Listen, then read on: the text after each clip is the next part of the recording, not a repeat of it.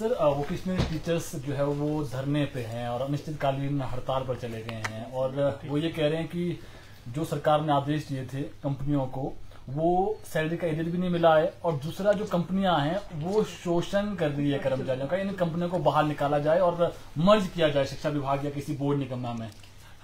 पिछले महीने ही अक्टूबर की बात है और उस वक्त इनका प्रतिनिधिमंडल मेरे पास आया था और उनकी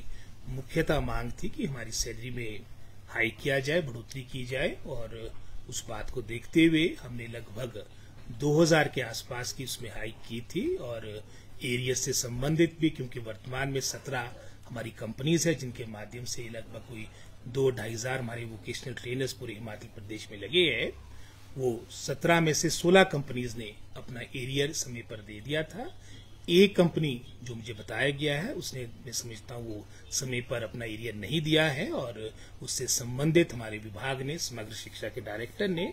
उनकी एक्सप्लेनेशन कॉल भी कर दी है और भविष्य में मैं समझता हूँ अगर इसी तरह से उनका रोल रहेगा, इस तरह से उनकी नकारात्मक सोच के साथ वो कंपनी कार्य करेगी तो निश्चित रूप में आने वाले समय में उस कंपनी को डिबार किया जाएगा। मेरा सभी वोकेशनल ट्रेनर से यही आग्रह है कि आप इस हड़ताल को इमीडिएटली इसको कॉल ऑफ करें और अपने अपने स्कूलों में जाकर, मैं समझता हूं जो इस पद पे आपको लगाया गया है वहां पर अपनी सेवाएं प्रदान करें और जिसके माध्यम से मैं समझता हूं एक स्किल डेवलपमेंट के लिए ये एक प्रोजेक्ट हमारे को गवर्नमेंट ऑफ इंडिया से मिला जिसके माध्यम से पूरे भारतवर्ष में जगह जगह हमारे वोकेशनल ट्रेनर्स लगे हैं और इस तरह की गतिविधियां मैं समझता हूं निश्चित रूप से इसका प्रभाव बच्चों की शिक्षा व्यवस्था में पड़ती है और हमेशा सरकार का, विभाग का एक पॉजिटिव एटीट्यूड रहा। पहले भी, पिछले वर्ष भी इनकी मांग रही थी कि हमारे को क्या छुट्टियां नहीं मिलती है, वो भी सरकार और विभाग ने उनकी आग्रह को, उनकी मांग को उसको माना था और लगभग 20 दिन की छुट्टियां हमने प्रतिवर्ष हमारे वोकेशनल ट्रेनर्स को दी थी। तो मेरा तो यही आग्रह रहेगा कि आप शीघ्र अतिशीघ्र इस स्ट्राइक को कॉल ऑफ करके अपने अपने जो हमारे स्कूल्स है वहां पर अपनी सेवाएं प्रदान करें और इस जो भविष्य में जो बातें होगी, जो करने का होगा, उसके लिए हमेशा सरकार पहल लेती है। ये देवी देवताओं की शरण में है, ये अनूठे तरीके का आंदोलन करे शांतिपूर्ण तरीके से, क्या संदेश आप देना चाहेंगे? दूसरा ये कि ये सरकारीकरण की मांग कर रहे हैं कि इनको सरकारी कर्मचारी घोषित किया जाए, इनका शोषण हो रहा लंबे समय से। जी, आप जानते हैं कि वर्तमान में जो हमारे वोकेशनल ट्रेनर्स लगे हैं ये मात्र हिमाचल प्रदेश में नहीं पूरे भारतवर्ष में समग्र शिक्षा के माध्यम से लगे हैं और बोलने और मैं समझता हूँ करने में, चाहने में भी और करने में रात दिन का अंतर होता है। आप वो बात में समझता हूँ किसी भी तरीके से जायज नहीं है कि हम इनको सरकारीकरण करें इनका, लेकिन निश्चित रूप में जो उनकी मांग पहले रही थी कि हमारी जो अपॉइंटमेंट्स है वो किसी हमारी सरकारी लोक उपक्रम के माध्यम से हो तो ये बात भविष्य में सोची जा सकती है, लेकिन वर्तमान में जो व्यवस्था है वो कंपनी के द्वारा ये रखे गए हैं और एक कंपनीज के एम्प्लॉयज। सर 2 दिन का प्रोटेस्ट था, आप वार्ता के लिए बुलाएंगे? तो मैं तो सुबह 9 बजे बैठ जाता हूँ यहाँ पर, दे आर मोस्ट वेलकम। और पिछले महीने भी मेरे पास आए थे जब उन्होंने अपनी सैलरी हाई की बात की, तो उससे पहले से मैंने छुट्टियों की बात की, उस वक्त भी हमने एक फैसला किया था, इनके हक में फैसला किया था। जो भी जायज बातें होगी वो मैं समझता हूँ उसके लिए हमेशा हम पॉजिटिव है, लेकिन जो नाजायज है, जो हम कर नहीं सकते और फजूल में फिर आप उसका आंदोलन करें और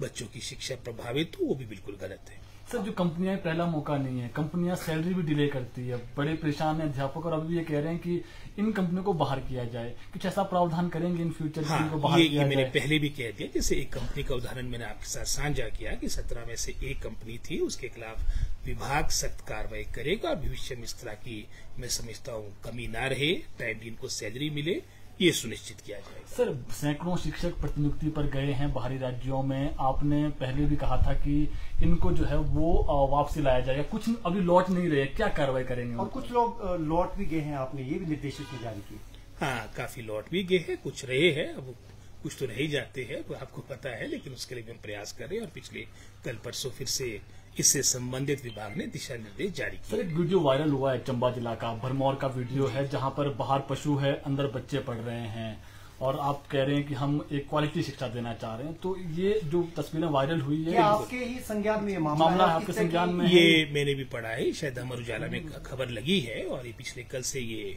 वायरल हुई है खबर, और मैंने इमीडिएटली डायरेक्टर हायर एजुकेशन को, क्योंकि हाई स्कूल से संबंधित चंबा का मामला है और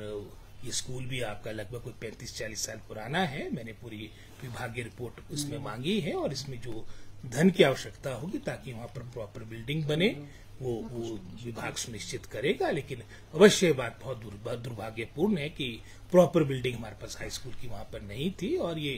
पूरे ही मैं समझता हूँ एक शिक्षा व्यवस्था पर भी एक प्रश्न चिन्ह लगता है। लेकिन जैसे ही मेरे संज्ञान में मामला पिछले कल आ गया था, मैंने इसमें पूरी रिपोर्ट मांगी है। सर, एनटीटी भर्ती के लिए कितने आवेदन आए हैं? और अभी भी बहुत सारी ऐसी महिलाएं हैं जो कह रही है कि हमारे पास 1 वर्ष का डिप्लोमा है, पहले था ही नहीं हिमाचल प्रदेश में 2 वर्ष का डिप्लोमा, 1998 से भर्ती। भारतवर्ष, ये हिमाचल प्रदेश की बात नहीं, पूरे भारतवर्ष की बात है, और हम एनसीटी गाइडलाइंस के अकॉर्डिंग ही अपनी नियुक्तियां कर सकते हैं। और वर्तमान में हमारा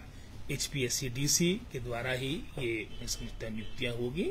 अभी फिलहाल इसके बारे में सारा जो SOP है वो जारी होगा ताकि ये प्रक्रिया प्रारंभ हो। प्रिंसिपल प्रमोशन कब तक होनी है? अभी प्रथम चरण में हमारे कुछ ज्वाइंट डायरेक्टर्स, डिप्टी डायरेक्टर का तो भी लेटेस्ट हो चुका है, उसके उपरांत हमने प्रिंसिपल्स का भी प्रमोशन की प्रक्रिया चली है। सर, कनाडा में मंदिर में जिस तरह से अटैक हुआ है, किस तरह से आप देखते हैं? बहुत दुर्भाग्यपूर्ण है और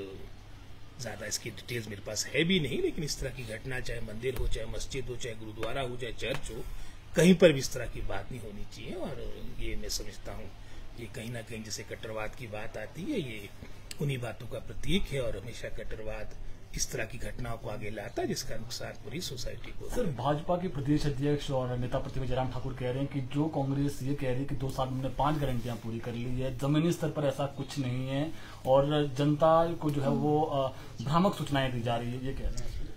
तो अब वही है, अब ऑपोजिशन में तो यही करेंगे। अब इन्होंने तो 5 साल निकालने हैं, और ऊपर से सबसे बड़ी बात है जनता जनार्दन ही सर्वोपरि होती है, और उसका सबसे बड़ा आंकलन या जो जज है वो पब्लिक होती है। और अभी हाल में ही मई-जून के महीने में ही जो बाई इलेक्शंस आपके हुए, जो धनबल के आधार पे हमारी 40 से भारतीय जनता पार्टी ने 34 सीटें कर दी थी, पुनः हिमाचल प्रदेश की जनता जनार्दन ने अपना आशीर्वाद दे के हमारी संख्या फिर से 40 पे ले आई, और स्पष्ट है कि हमारी सरकार अच्छा कार्य कर रही है।